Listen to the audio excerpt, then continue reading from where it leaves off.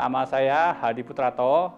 Di luar bursa saham, aktivitas saya sehari-hari adalah broker properti. Dulu pernah gabung dengan broker dari luar, tapi sekarang saya mandiri bersama teman-teman broker properti lainnya. Ceritakan awal mula ketika memutuskan untuk berinvestasi di pasar modal. Saya pada akhir tahun 2012 mengenal pasar modal, tapi awal 2013 baru aktif sebagai trader dan itu berlangsung kurang lebih hanya 1 tahun. Motivasi awal saya terjun di bursa saham itu adalah ingin menambah penghasilan sebagai trader atau scalper. Tetapi ternyata itu sangat tidak nyaman karena waktu saya tersita cukup banyak. Sebagai trader kadang untung, kadang juga rugi, tapi juga pernah kejeblos ke saham taksi sampai harganya Rp50. Setelah itu saya vakum cukup lama. Sekitar tahun 2017 saya mulai belajar analisis fundamental dari buku-buku yang ada di pasaran saat itu. Salah satunya adalah karya Ryan Filbert. Kemudian setelah belajar analisis fundamental, pada tahun 2018 saya kembali ke bursa saham bukan untuk menjadi trader, tetapi menjadi investor dengan mencari saham-saham yang saya perkirakan salah harga. Namun itu juga kurang memuaskan. Sampai suatu ketika salah satu saham salah harga yang saya miliki, yaitu BSBP, membagikan dividen dengan dividen yield 7%. Saat itu saya senang sekali mendapatkan dividen yield 7%. September 2018, saya bergabung dengan Stream Stockbit. Pada waktu itu, ada yang share emiten-emiten high dividend yield, yang dividen yield ternyata banyak juga yang dividen yieldnya itu di atas 7% dengan GCG lebih baik daripada yang saya miliki. Saya mencoba melihat itu dan meminati salah satunya, yaitu MYUH atau MYOH. Saya melakukan pendalaman analisis fundamental terhadap MYOH dan menilai itu masih cukup murah dengan debt to equity ratio di bawah 50%, dan saya memutuskan untuk membeli pada bulan September atau Oktober 2018 itu dengan average price yang saya miliki sekitar 800. Meskipun pernah mengalami floating loss dengan MYOH di awal-awal, tapi saya sangat senang bahwa analisa fundamental saya berhasil. Itu membuat rasa percaya diri saya meningkat tajam. Dan sejak itu saya mulai mencari emiten yang high dividend yield. Metode apa yang Pak Hadi gunakan dalam berinvestasi di pasar modal? Ya, saya berinvestasi di pasar modal itu sebagai investor dividen, yaitu mengutamakan pembagian dividen secara rutin dan sifatnya hold jangka panjang atau bahkan hold forever atau hold selamanya. Itu dalam dividen investing yang saya lakukan itu ada gregetnya, yaitu saya itu sangat memperhatikan dividen yield-nya atau DY-nya, dan kalau bisa itu mendapatkan dividen yield yang tumbuh secara kontinu atau mendapatkan dividen harga rendah sehingga dividen yield-nya tinggi sehingga bisa cepat balik modal dari dividen. Kita sebagai investor minoritas itu kita tidak bisa mengendalikan dividen payout ratio atau mengendalikan DVR.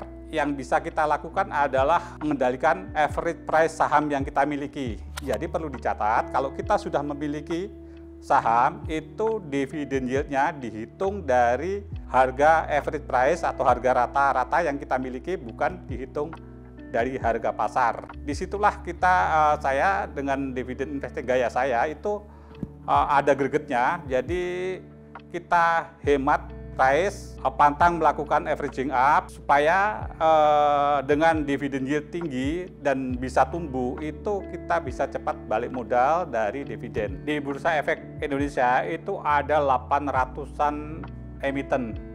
Kita tidak mungkin menganalisisnya satu persatu.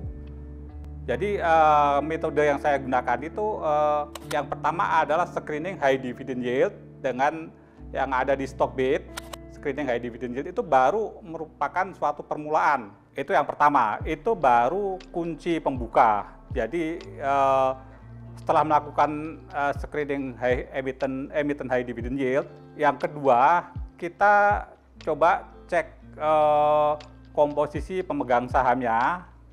Jangan sampai kepemilikan masyarakat itu lebih dari 50%. Karena kalau lebih dari 50%, diperkirakan pemegang saham pengendali sedang menjual sahamnya kepada retail secara masif, sehingga itu mengindikasikan adanya hal-hal yang mungkin tidak baik. Jadi seperti itu normal, dalam arti dividen normal itu dividen diperoleh dari laba operasional rutin. Yang keempat, cek juga pertumbuhan EPS DPS-nya.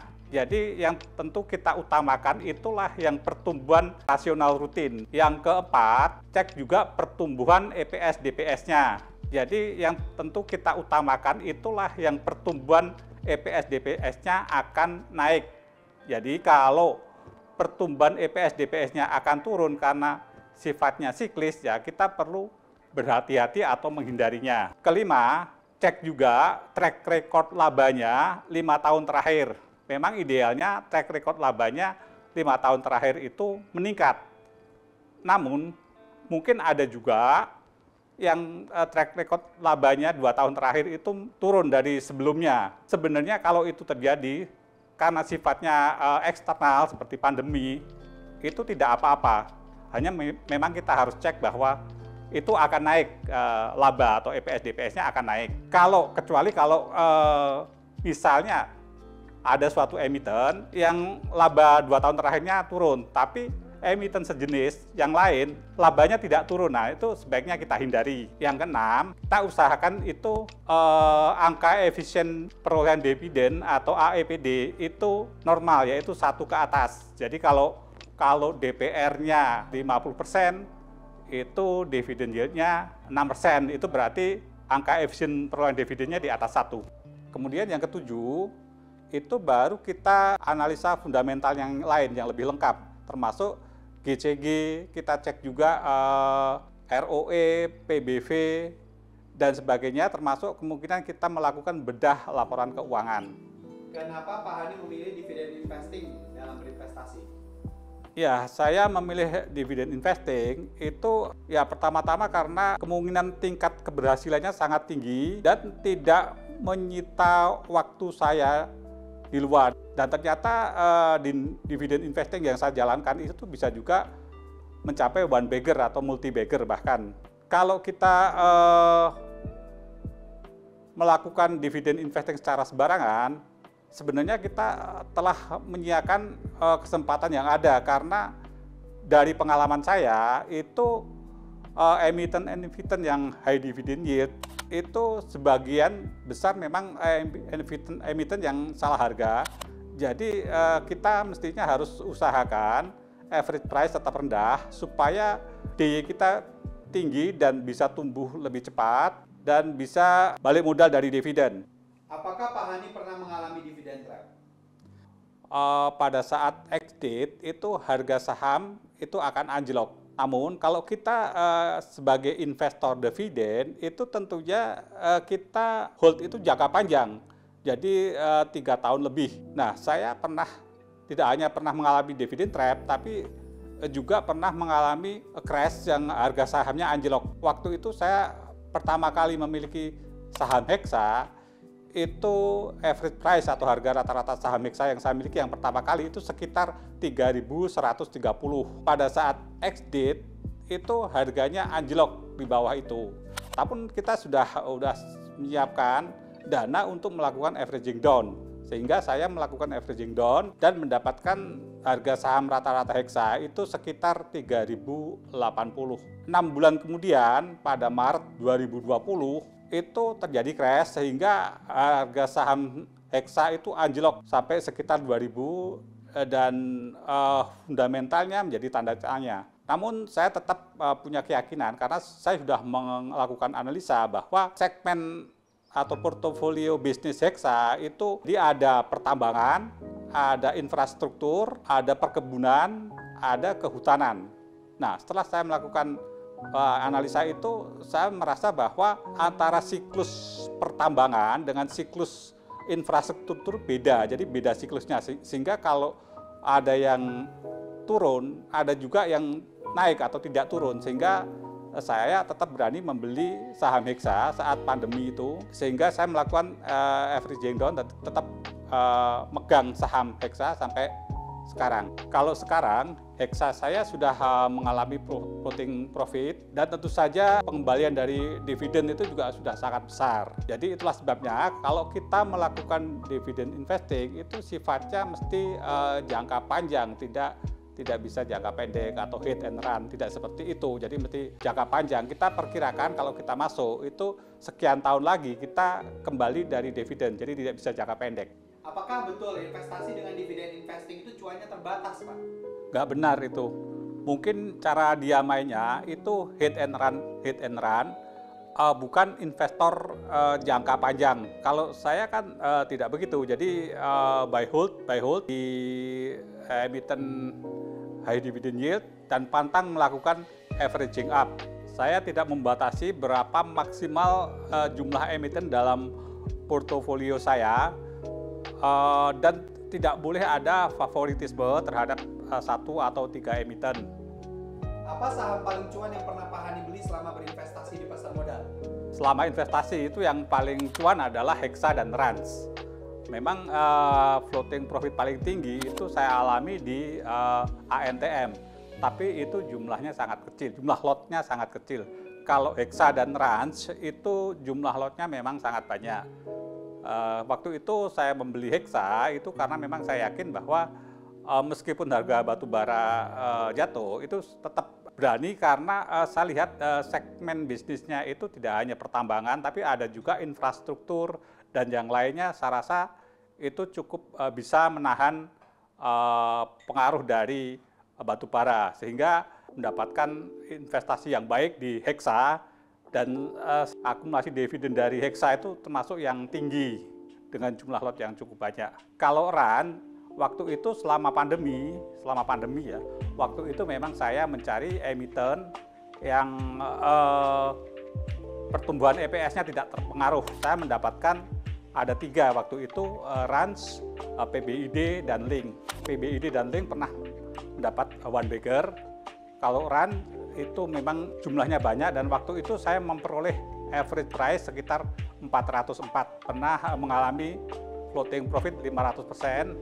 Ya sebagian kecil memang saya jual di 500%, sebagian yang lain antara 100 sampai 300%. Fitur Stockbit apa aja sih Pak yang sering digunakan untuk membantu proses analisa? Yang paling banyak saya gunakan itu adalah screener. Ya kadang-kadang comparison juga saya pakai. Screener ini adalah screener yang sudah saya customize atau saya modifikasi. Jadi ada 2 modifikasi yang sering saya pakai, yaitu pertama screener yang high dividend yield dengan catatan price book value yang ada di belakangnya. High dividend yield yang saya pakai itu memang sengaja saya secara mesin itu minimal 3%. Meski secara manual sebaiknya kita mendapatkan dividend yield yang di atas suku bunga deposito. Cuman kalau ternyata yang dividen yield di bawah itu ada lonjakan, ada kemungkinan EPS DPS-nya melonjak, itu kan tentu bisa terjaring. Itu maksud saya. Itu sengaja kita bikin low BBV dengan catatan rata-rata dividend yield 5 tahun. Nah ini untuk menjaring, misalnya karena faktor eksternal atau misalnya pandemi ini, misalnya emiten EFGH dulu pernah membagikan dividen Rp40 DPS, dividen per share, sementara harganya masih di bawah 400. Nah, karena pandemi mungkin DPS-nya di bawah rupiah, sehingga secara rata-rata itu menjadi sangat kecil. Jadi kalau misalnya kita ketemu yang seperti ini masih bisa kejaring dengan catatan apabila pulih nanti dengan harga di bawah 400 itu bisa mendapatkan dividen yield 10%. Tinggal kita perhatikan seberapa cepat EPS itu pulih, pertumbuhan EPS itu pulih. Saya menyukai screener ini karena itu sangat sesuai dengan gaya investasi saya dan sangat menghemat waktu. Berikan tips bagi teman-teman stockbiter yang ingin memulai investasi dengan metode dividen investing ala Pak Hani. Baik. Yang pertama, itu perlu gunakan uang dingin sedingin-dinginnya. Sebenarnya sih idealnya itu minimal 8 tahun, tidak digunakan untuk keperluan lain. Karena kalau 8 tahun itu sudah kemungkinan ada yang bisa balik modal dari dividen. Atau sebenarnya kalau paling parah minimal 3 tahun. Yang kedua, pahami mindset dan cara kerja saya, karena itu berbeda dengan trader maupun value investor. Ketiga, usahakan pantang melakukan averaging up dan tidak perlu membatasi maksimal jumlah emiten dalam portofolio, karena sebagian emiten high dividend yield ini memang emiten-emiten yang salah harga. Keempat, pahami sebelum membeli, baik mengenai bisnis emiten, portofolio bisnis emiten maupun fundamental yang lainnya. Kelima, pelajari tulisan-tulisan saya yang ada di Stockbit, karena pelajaran mengenai dividen investor dengan gaya saya atau kiat di HP hanya ada di Stockbit. Kemudian bagi yang belum pernah belajar analisa fundamental bisa mempelajarinya di Stockbit Academy. Saya rasa itu yang perlu saya sampaikan. Happy investing!